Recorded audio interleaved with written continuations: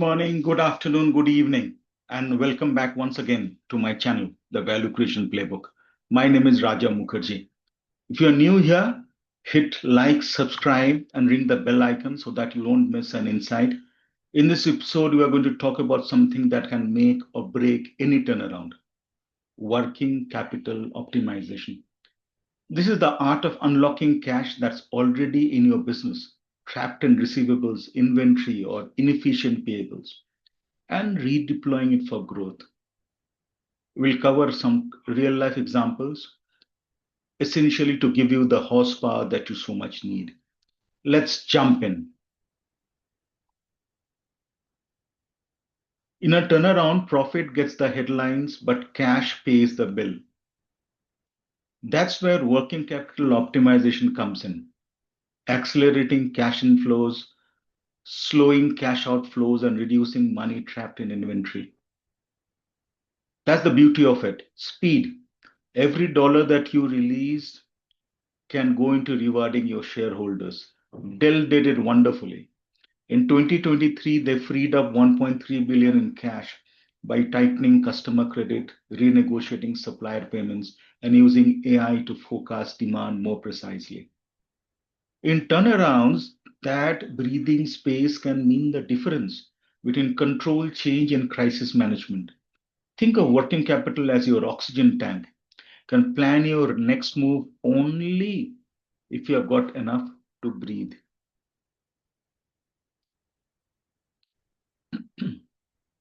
Sales are great, all of us know that, but until the cash hits the bank, that's just promises on paper. Accounts receivable is often the single largest pile of trapped cash in a business. The trick is to turn invoices into payments without turning customers into ex-customers. That's a scenario nobody of us would want to. This means you tighten the payment terms, incentivize early payment with small discounts, improving invoicing accuracy, and using technology to automate reminders and follow-ups. Segmenting customers by payment behavior helps too. You don't just chase the best payers the same way you do the chronic late ones. GE nailed this in 2023 by introducing a centralized receivables platform across all business units. It gave real-time visibility on overdue accounts, automated the follow-up process, and reduced days sales outstanding by 5 days. For a turnaround leader, AR acceleration is a quick win.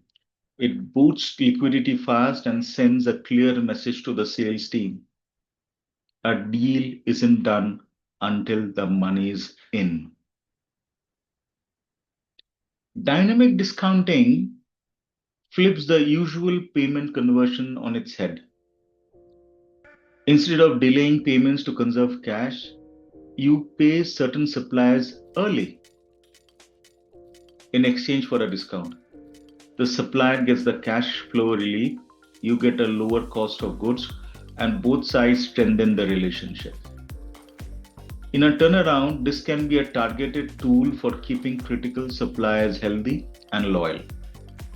The key is to pick the right partners, those whose early payment delivers real financial or operational benefits. Walmart expanded dynamic discounting in 2023 to support small and minority-owned suppliers squeezed by the high interest rates. They kept the supply chain stable while improving margins, a win-win for both. The beauty of dynamic discounting is that it's flexible. You can turn it on or off depending on your cash position. Think of it as a way to spend $1 today to save $2 tomorrow.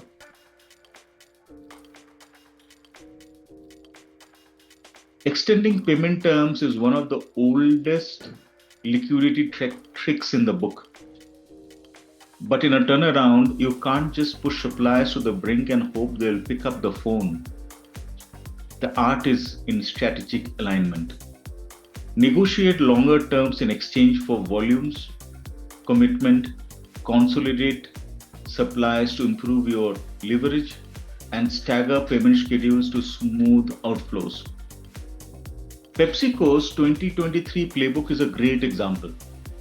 They extended terms with non-critical suppliers from 60 to 90 days, freeing up significant cash, but simultaneously offered early payment programs to strategic partners to keep them on side. The result? Preserved supply chain stability and better liquidity. In short, AP optimization isn't about squeezing suppliers dry, it's about making payment terms work on both sides. So you extend your runway without burning bridges you will need tomorrow.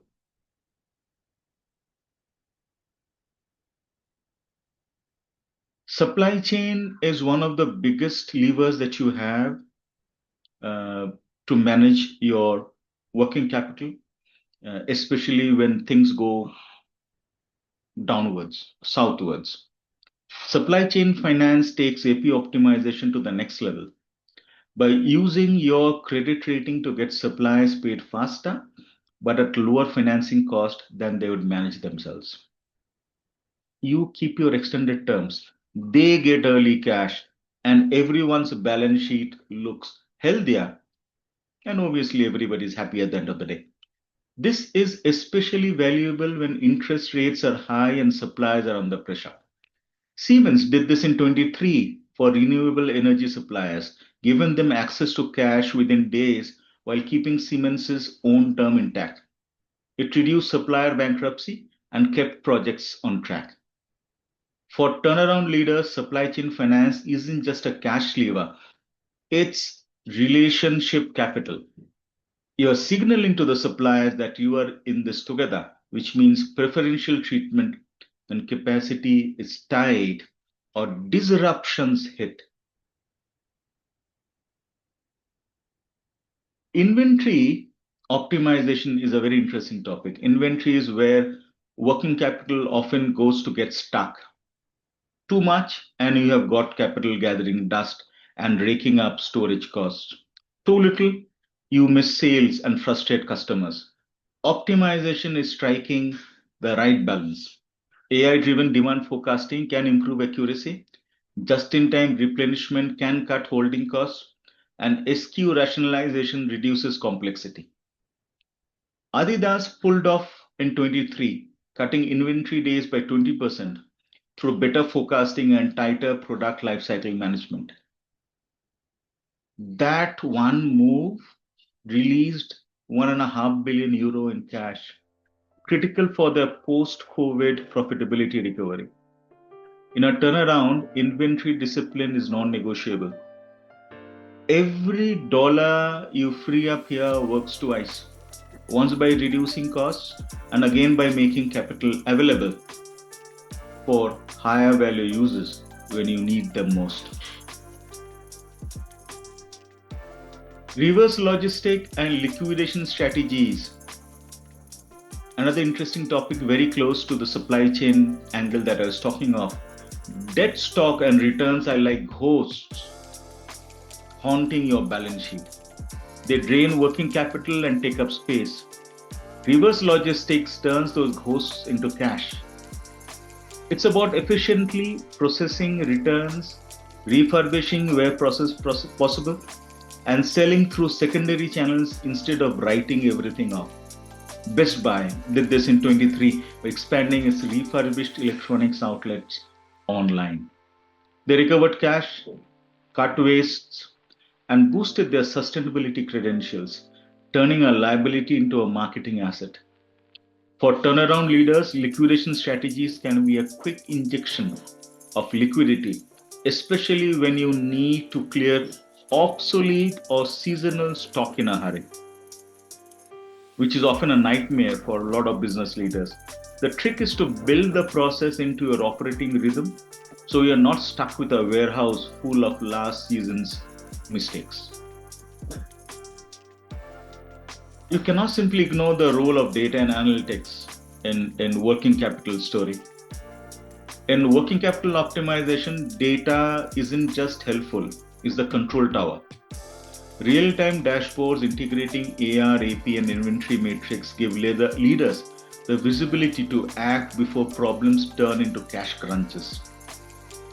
Predictive analytics can flag at-risk accounts, suggest optimal reorder points, and model the impact of payment term changes.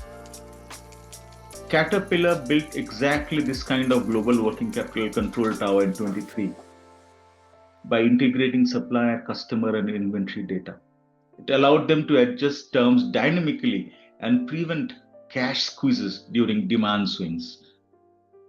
For the C-suite, this is more than operational. It's strategic intelligence for capital allocation. If cash is oxygen, analytics is the oxygen sensor that tells you when to turn up the flow. Working capital optimization is the fastest, lowest risk way to fund a turnaround without taking on debt or giving up equity.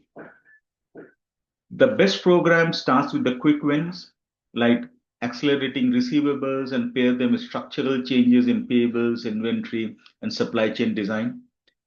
Ford Motor did this in 23, freeing up $2 billion in working capital when they plowed straight into electric vehicle programs despite rising material cost. That's the bigger point.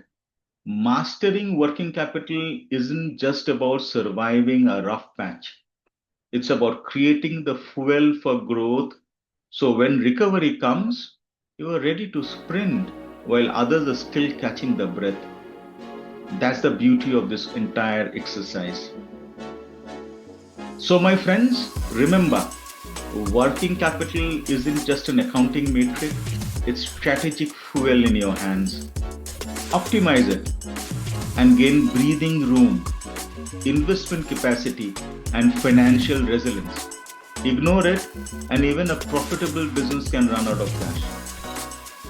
If this resonated, hit like, subscribe, and share this with anyone managing a turnaround. And in the comments, let me know which working capital lever has delivered the biggest impact for you. See you next time. Until such time, take care, stay safe, and stay healthy. Bye for now.